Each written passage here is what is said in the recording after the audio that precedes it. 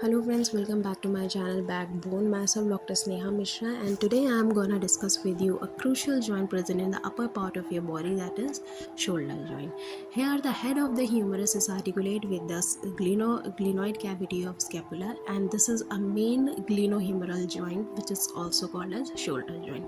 But this is a complex joint, I'll tell you later on. First of all, the introduction is ball and socket joint hai ye, in which the gluteal head of humerus is articulated with glenoid cavity of scapula, and it is covered by the capsular ligament, coracohumeral ligament, transverse ligament and glenoid ligament, and protected by the arch ward.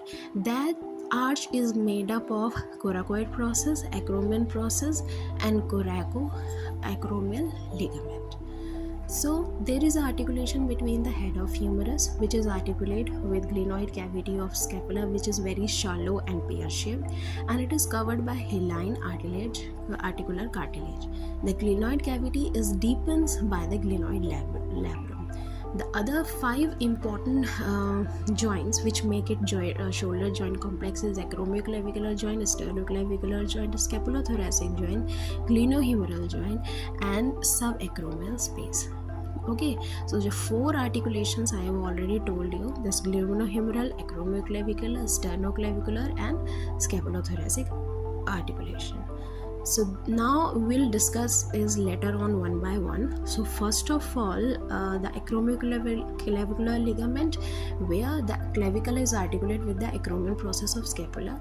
Sternoclavicular joint, where sternum is articulate with the clavicle, and कुछ decrease का जो function है वो यहाँ पर होता है to make it smooth.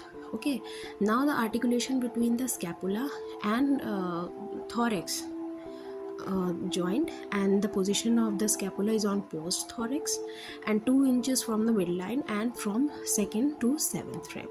This is a lateral view of shoulder joint. Here you can see it and try to understand it, how it is present. Then the synovial membrane, as you know that what is the function of synovial membrane, it's covered the whole joint and releases एक तरीके का एक oil release करता है to make जो ball and socket joint है उसको, उसके फंक्शन को स्मूथ करने के लिए. ग्लिनॉइड लैब्रम का फंक्शन बिल्कुल वैसा ही है जैसे मैंने आपको हिप जॉइंट में एसिटाबुलम लैब्रम का बताया था. ये क्या करता है कि एक लाइन होती है, फाइब्रोकार्टिलेजस रिम होती है जो कि ग्लिनॉइड कैविटी को डीप कर देती है, जिससे हेड ऑफ ह्यूमरस उसमें बहुत ईजिली आर्टिकुलेट करता है. लिगामेंट्स इसमें कौन से, एक तो broad band of fibrous tissue है जो कि कनेक्ट करता है सल्कस को and act as a retinaculum. Okay, now the glenohumeral ligament is superior band, middle band and inferior band है. इसके 3 बैंड्स होते हैं जो कि ग्लिनॉइड कैविटी और ह्यूमरल हेड को आपस में जोड़ते हैं. कोरैकोएक्रोमियल लिगामेंट, जैसे कि इसके नाम से ही पता चल रहा है, कोरैकोह्यूमरल एंड ग्लिनोह्यूमरल लिगामेंट, ये सारे बोन्स को आपस में जोड़ते हैं और एक स्टेबिलिटी प्रोवाइड करते हैं. कोरैकोह्यूमरल लिगामेंट का फंक्शन क्या है?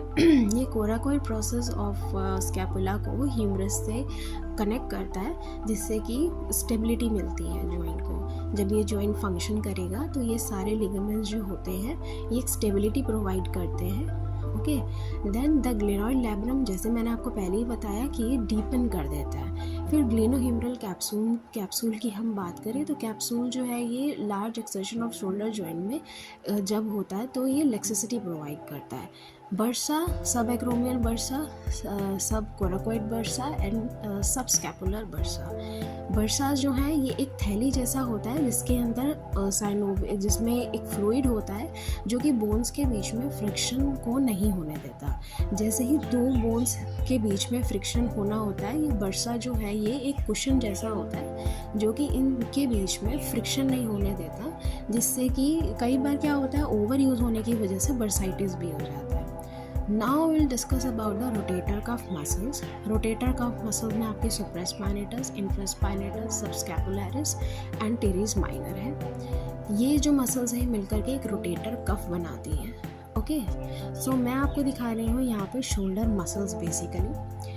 तो रोटेटर कफ मैंने आपको इसलिए बताया क्योंकि मोस्टली जो इंजरीज़ होती हैं या जो आपको शोल्डर जॉइंट में जो पैथोलॉजी देखने मिलती है वो या तो फ्रोजन शोल्डर या फिर रोटेटर कफ इंजरीज. मसल्स हैं यहाँ पे सुपरफिशियल है trapezius, deltoid, infraspinatus, teres minor, teres major. Deep है इसमें लेवेटर स्कैपुला, रिम्बॉइड्स और ट्राइसेप्स.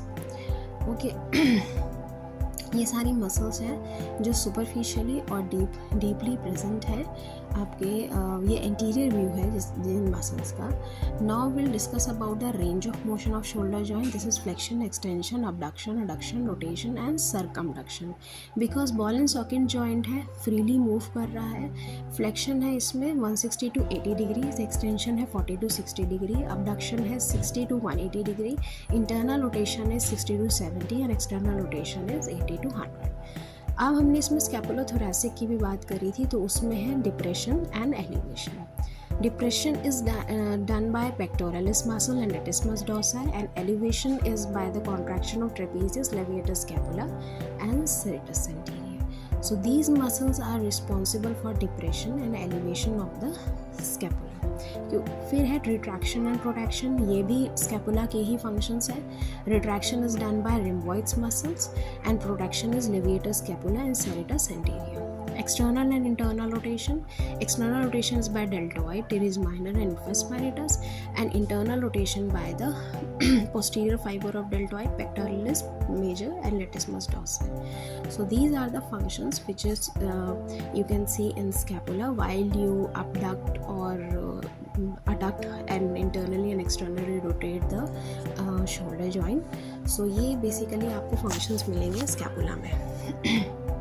इसके बाद हम बात करते हैं कि अबडक्शन देखिए क्या होता है.